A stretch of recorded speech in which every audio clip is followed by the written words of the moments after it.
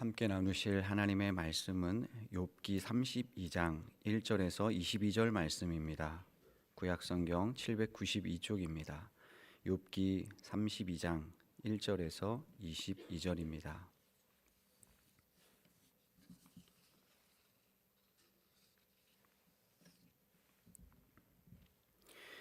말씀을 한 절씩 교독하시겠습니다. 욥이 자신을 의인으로 여김으로 그 세 사람이 말을 그치니 람 종족 부스 사람 바라겔의 아들 엘리후가 화를 내니 그가 욥에게 화를 내면 욥이 하나님보다 자기가 의롭다 하미요 또 세 친구에게 화를 내면 그들이 능히 대답하지 못하면서도 욥을 정죄함이라. 엘리후는 그들의 나이가 자기보다 여러 해 위이므로 욥에게 말하기를 참고 있다가 세 사람의 입에 대답이 없음을 보고 화를 내니라. 부스 사람 바라겔의 아들 엘리후가 대답하여 이르되 나는 연소하고 당신들은 연로함으로 뒷전에서 나의 의견을 감히 내놓지 못하였노라. 내가 말하기를 나이가 많은 자가 말할 것이요 연륜이 많은 자가 지혜를 가르칠 것이라 하였노라. 그러나 사람의 속에는 영이 있고 전능자의 숨결이 사람에게 깨달음을 주시나니 어른이라고 지혜롭거나 노인이라고 정의를 깨닫는 것이 아니니라. 그러므로 내가 말하노니 내 말을 들으라. 나도 내 의견을 말하리라. 보라, 나는 당신들의 말을 기다렸노라. 당신들의 슬기와 당신들의 말에 귀 기울이고 있었노라. 내가 자세히 들은즉 당신들 가운데 욥을 꺾어 그의 말에 대답하는 자가 없도다. 당신들이 말하기를 우리가 진상을 파악했으나 그를 추궁할 자는 하나님이시요 사람이 아니라 하지 말지니라. 그가 내게 자기 이론을 제기하지 아니하였으니 나도 당신들의 이론으로 그에게 대답하지 아니하리라. 그들이 놀라서 다시 대답하지 못하니 할 말이 없음이었더라. 당신들이 말 없이 가만히 서서 다시 대답하지 아니한즉 내가 어찌 더 기다리랴. 나는 내 본분대로 대답하고 나도 내 의견을 보이리라. 내 속에는 말이 가득하니 내 영이 나를 압박함이니라. 보라, 내 배는 봉한 포도주통 같고 터지게 된 새 가죽 부대 같구나. 내가 말을 하여야 시원할 것이라. 내 입을 열어 대답하리라. 나는 결코 사람의 낯을 보지 아니하며 사람에게 영광을 돌리지 아니하리니 이는 아첨할 줄을 알지 못함이라. 만일 그리하면 나를 지으신 이가 속히 나를 데려가시리로다. 아멘. 욥기 29장부터 31장은 욥과 친구들 간의 논쟁의 전환점이 된 욥의 후기 독백의 말씀이었습니다. 이어지는 오늘 본문 32장에서부터 37장까지는 욥의 마지막 변론 부분과 하나님의 나타나심 사이에 있는 교량 역할을 하는 전환 부분에 해당이 됩니다. 그중 32장과 33장은 네 차례에 걸친 엘리후의 긴 변론 중에서 첫 번째에 속합니다. 엘리후의 중재 변론을 끝으로 이후에는 절대 주권을 선언하시는 하나님의 계시의 말씀이 등장하게 됩니다. 그런 면에서 엘리후의 중재의 변론은 욥의 고난에 대한 인간들 간의 변론을 마감하고 하나님의 계시의 말씀을 도입하게 하는 성격을 가지고 있습니다. 우리는 욥기를 읽고 묵상하면서 세 부류의 사람, 욥과 세 친구, 그리고 엘리후의 모습에서 우리 자신의 모습을 발견하게 됩니다. 때로는 욥과 같이 인생의 고난 중에서 욥을 떠올리며 우리 자신도 욥의 처지에서 우리 자신과 또한 하나님을 생각해보고 하나님과의 관계를 돌아보게 됩니다. 또한 세 친구처럼 우리 주변에 고난당하는 자를 바라보면서 그들을 향한 나의 생각 또 나의 태도 등을 점검해 보게 됩니다. 그리고 마지막에 등장하는 엘리후의 모습 속에서도 우리의 모습이 담겨 있음을 봅니다. 엘리후는 욥과 세 친구와는 달리 하나님의 절대 주권과 섭리에 초점을 맞추어서 보다 수준 높은 논지를 전개하고 있습니다. 욥의 친구들이 주장했던 현세적이고 도식적인 인과응보론에만 머무르지 않고 하나님의 긍휼하심에 의한 구원의 소망을 피력하는 성숙함을 보이고 있습니다. 또한 고난을 하나님의 주권적 섭리 속에서 파악하여서 연단의 기회로 이해를 하는 성숙함도 보이고 있습니다. 그러나 엘리후 역시 한계를 가진 인간이기에 그 내용들이 완벽하지는 않음을 보게 됩니다. 이후 하나님께서 등장하셔서 그분의 절대 주권을 말씀해 주십니다. 오늘 본문의 엘리후의 모습을 통해서 그의 말들을 통해 배울 점을 생각해 보고 또한 그의 한계도 함께 짚어보기를 원합니다. 본문 1절에서 3절입니다.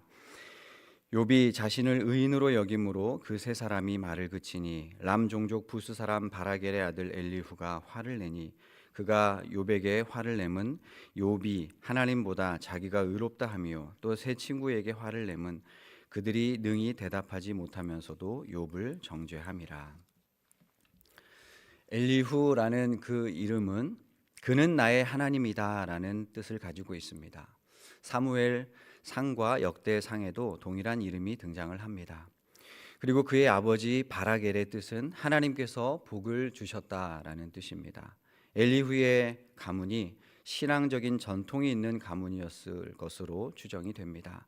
그리고 학자들 중에는 엘리후가 욥과 친족 관계에 있는 사람으로서 욥이 재난을 당했다는 이야기를 듣고 찾아온 것으로 많이들 해석을 하지만 성경에서 자세히 말씀하고 있지는 않습니다.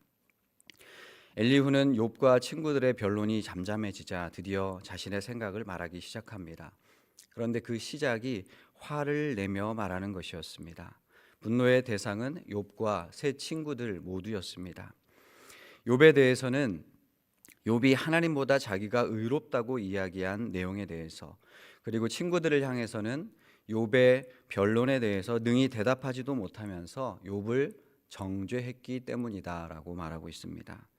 여기서 보면 엘리후가 욥에 대해서 잘못 판단한 내용이 있습니다. 욥이 스스로 하나님보다 자신을 의롭게 여겼다고 본 것입니다. 그러나 욥은 자신의 고난을 죄 때문이라고 주장하는 친구들에게 변론하는 과정에서 자신의 의로움을 주장했을 뿐 자기 자신이 하나님보다 더 의롭다라고 말했던 것은 아니었습니다. 엘리후가 이렇게 말한 것은 욥이 자신의 의로움과 떳떳함을 너무 강하게 주장하는 것처럼 느껴졌기 때문일 것입니다. 그에 대해서 엘리후는 하나님의 입장에서 그를 책망하고 있습니다. 이를 볼 때 엘리후는 스스로 하나님의 의로움과 진리를 수호하고자 하는 그러한 사명감을 가지고 이 변론에 뛰어들었음을 알 수 있습니다. 그는 하나님의 영광을 변호하고자 했던 것입니다. 4절에서 9절 말씀을 보겠습니다. 엘리후는 그들의 나이가 자기보다 여러 해 위임으로 욥에게 말하기를 참고 있다가 세 사람의 입에 대답이 없음을 보고 화를 내니라. 부스 사람 바라겔의 아들 엘리후가 대답하여 이르되 나는 연소하고 당신들은 연로함으로 뒷전에서 나의 의견을 감히 내놓지 못하였노라. 내가 말하기를 나이가 많은 자가 말할 것이요 연륜이 많은 자가 지혜를 가르칠 것이라 하였노라. 그러나 사람의 속에는 영이 있고 전능자의 숨결이 사람에게 깨달음을 주시나니 어른이라고 지혜롭거나 노인이라고 정의를 깨닫는 것이 아니니라. 엘리후는 다른 친구들이 상대적으로 연로하고 나이가 있었기 때문에 지금까지 참으면서 기다렸다라고 말하고 있습니다. 나이가 많은 사람이 먼저 말하고 연륜이 많은 자가 지혜를 가르칠 것이라고 보통은 생각했기 때문입니다. 그러나 하나님에 대해서 말할 때, 신앙생활을 할 때에 나이가 많다고 해서 꼭 올바른 지혜를 가르치는 것은 아니다라고 주장하고 있습니다. 영적인 관점에서 보면 사람의 속에 있는 영에 의해서, 숨결에 의해 하나님이 깨달음과 지혜를 허락해 주신다는 것입니다. 따라서 어른이라고 다 지혜롭고 노인이라고 다 올바른 것을 깨닫는 것은 아니라는 것입니다. 인간의 노화에 의해서 나이가 들수록 판단력이 오히려 흐려질 수도 있다는 것을 우리는 우리 자신의 경험과 또 주변의 사람들을 통해서, 사례들을 통해서 파악해 볼 수 있습니다. 그러므로 엘리후의 이 말은 일리가 있습니다. 하지만 그의 말이 하나님의 절대 주권을 표현하기는 했어도 여전히 욥의 상황에 대한 정확한 이해와 판단에 근거한 것이 아니기에 완벽하다고 볼 수는 없을 것입니다. 엘리후는 계속해서 자신이 변론에 참여하게 된 이유를 설명하면서 자신의 말을 들어달라고 간청하고 있습니다. 10절 11절입니다. 그러므로 내가 말하노니 내 말을 들으라. 나도 내 의견을 말하리라. 보라, 나는 당신들의 말을 기다렸노라. 당신들의 슬기와 당신들의 말에 귀 기울이고 있었노라. 엘리후는 보다 겸손한 자세로 다른 사람들의 말을 듣는 행동을 취했습니다. 우리도 이 땅을 살아가면서 때로는 먼저 말하고 싶은 그런 마음이 들 때가 많이 있습니다. 왜냐하면 상대보다 먼저 말해야 나의 주장이, 나의 뜻이 관철될 것으로 생각을 하고 내 말이 더 맞는다는 것을 증명하고 싶은 생각이 크기 때문입니다. 그런데 지혜로운 사람은 먼저 듣고 상대의 말에 맞추어서 대답을 합니다. 그러면 좀 더 논리적으로 반박을 할 수 있고 또 그 말에 반응함으로써 상대의 마음을 또한 얻을 수 있기 때문입니다. 12절 13절 말씀입니다. 내가 자세히 들은즉 당신들 가운데 욥을 꺾어 그의 말에 대답하는 자가 없도다. 당신들이 말하기를 우리가 진상을 파악했으나 그를 추궁할 자는 하나님이시요 사람이 아니라 하지 말지니라. 엘리후는 욥의 세 친구를 향해서 스스로 판단하기를 자신들이 지혜롭게 욥의 상황을 제대로 파악은 했으나 욥을 납득시키는 것은 스스로 할 수 없고 하나님만이 하실 수 있다라고 생각을 했습니다. 엘리후는 그들의 생각에 대해서 일침을 가하고 있습니다. 그것은 잘못된 생각과 자세라는 것입니다. 스스로 자신들의 지혜와 능력으로 욥을 이길 수 있다고 생각했던 그 교만함을 버리라라고 말하는 것입니다. 이에 엘리후는 자신의 지혜가 아닌 하나님의 지혜로 말하겠다라는 각오를 드러내고 있습니다. 그리고 왜 자신이 나서서 말을 해야 했는지에 대해서 계속 설명합니다. 14절에서 17절입니다. 그가 내게 자기 이론을 제기하지 아니하였으니 나도 당신들의 이론으로 그에게 대답하지 아니하리라. 그들이 놀라서 다시 대답하지 못하니 할 말이 없음이었더라. 당신들이 말없이 가만히 서서 다시 대답하지 아니한즉 내가 어찌 더 기다리랴. 나는 내 본분대로 대답하고 나도 내 의견을 보이리라. 엘리후는 지금까지 욥의 세 친구가 제시했던 논리로 접근하지 않고 새로운 관점으로 접근하는 것을 보게 됩니다. 엘리후는 상당히 신중하고 조심스럽게 변론에 참여했음을 알 수 있습니다. 보다 객관적인 입장에서 욥의 고난에 대해서 교훈을 주고자 합니다. 욥의 친구들이 가만히 서서 그의 말에 대답하지 않으므로 엘리후는 더 기다릴 수 없었습니다. 자신이 말하게 된 동기는 바로 하나님의 영의 역사라고 주장하고 있습니다. 18절에서 20절입니다. 내 속에는 말이 가득하니 내 영이 나를 압박함이니라. 보라, 내 배는 봉한 포도주통 같고 터지게 된 새 가죽부대 같구나. 내가 말을 하여야 시원할 것이라. 내 입을 열어 대답하리라. 예레미야 선지자는 하나님이 주시는 말씀을 선포하지 못한다면 마음이 불붙는 것 같아서 골수에 사무치고 답답하여 견딜 수 없다라고 고백을 했습니다. 엘리후 역시 자신의 처지를 봉한 포도주통 같고 터지게 된 새 가죽부대와 같다고 비유를 하고 있습니다. 포도주가 발효가 되면서 가스로 팽창해서 포도주 통과 가죽부대가 터질 지경이 될 정도로 자신의 마음이 그토록 답답했었다라고 말하고 있는 것입니다. 그리고 마지막으로 떳떳함과 강한 결기로 변론에 대한 자신의 의지를 드러냅니다. 21절, 22절입니다. 나는 결코 사람의 낯을 보지 아니하며 사람에게 영광을 돌리지 아니하리니 이는 아첨할 줄을 알지 못함이라. 만일 그리하면 나를 지으시니가 속히 나를 데려가시리로다. 엘리후는 사람의 눈치를 보지 않고 하나님 앞에서 소신껏 발언하겠다라는 표현을 하고 있습니다. 사람에게 영광 돌리지 않고 오직 하나님만 의식하며 말하겠다는 것입니다. 그리고 자신은 사람에게 아첨하지 못하고 사람에게 좋게 보이려고 애쓰지 않겠다는 것입니다. 갈라디아서에서 사도 바울도 스스로 내가 사람에게 좋게 하랴 하나님께 좋게 하랴 라고 고백을 했습니다. 사람을 기쁘게 하면 하나님의 종이 아니다라고 외쳤던 사도 바울의 그 단호함이 지금 엘리후에게서도 느껴지고 있습니다. 엘리후는 이후의 논증들을 통해서 욥의 잘못된 생각을 바로잡아주기 위해서 노력을 합니다. 고통에는 이유가 있다. 그리고 하나님은 침묵하신 것이 아니라 계속 말씀하셨다. 그리고 고통을 주시는 것은 교만하지 않도록 그 교만을 예방하기 위해서이다. 그렇습니다. 이것은 우리에게도 해당이 됩니다.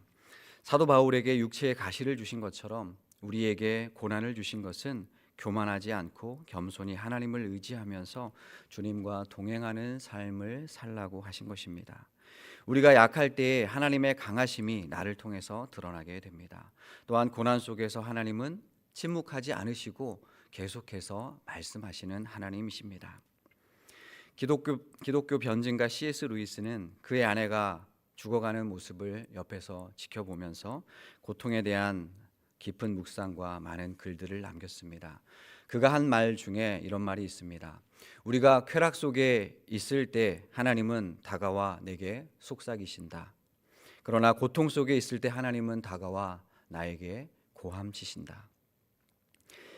우리가 일이 잘 풀리고 즐거울 때는 하나님의 말씀이 잘 들리지 않습니다. 그러나 우리가 고통 속에 고난 가운데 있을 때는 하나님의 말씀이 더 가까이 더 크게 다가옵니다.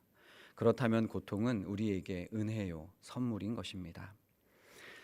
하나님은 엘리후를 통해 욥을 깨우치시고 이후 스스로 등장하셔서 대답할 수 없는 질문들로 욥에게 말씀하십니다.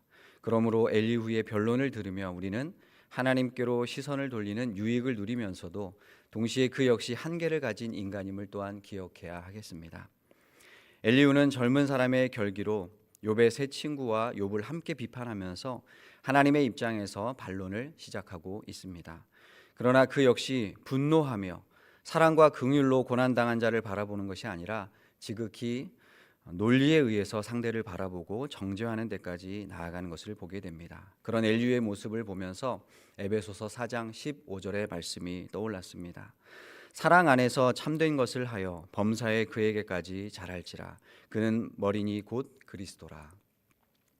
이 말씀을 세번역 성경에서는 우리는 사랑으로 진리를 말하고 살면서 모든 면에서 자라나서 머리가 되시는 그리스도에게까지 다다라야 합니다로 번역하였습니다. 쉬운 성경에서는 이 말씀을 사랑으로 진리만을 말하고 라고 번역합니다. 우리가 진리를 말하고자 할 때에 먼저 우리 가운데 사랑이 있어야 한다는 것입니다. 사랑으로 하지 않는 비판, 책망, 심지어 진리조차도 순기능보다 역기능이 있을 수 있다는 것입니다. 그러므로 우리는 누군가에게 무슨 말을 하든지 사랑으로, 사랑 안에서 하도록 힘써야 하겠습니다. 우리는 인생의 무게가 더해갈수록 지식과 경험이 쌓여갈수록 내 생각이 옳고 나와 다른 생각, 다른 주장을 하는 사람을 틀렸다고 판단하는 경향이 강해질 수 있습니다.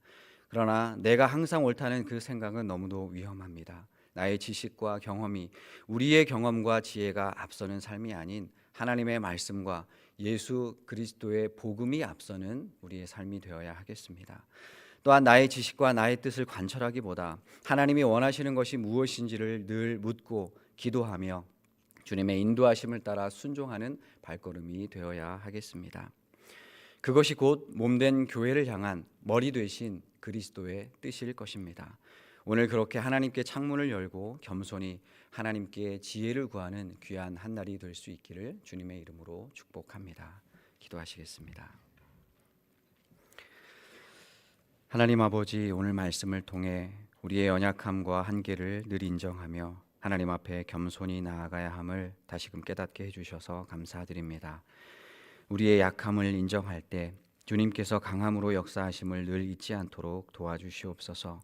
때로 나의 지식과 의견이 옳다고 생각되는 그 순간에도 내가 틀릴 수도 있다는 것을 늘 인정하며 사랑 안에서 진리를 말할 수 있는 성숙한 주님 닮은 제자들로 자라갈 수 있도록 도와주시옵소서. 오늘 하루도 하나님께 창문을 열고 우리의 머리 되신 그리스도 주님의 말씀에 순종하며 걸어가는 우리의 인생길 되게 해 주시옵소서. 예수님의 이름으로 기도드립니다. 아멘. 침묵으로 기도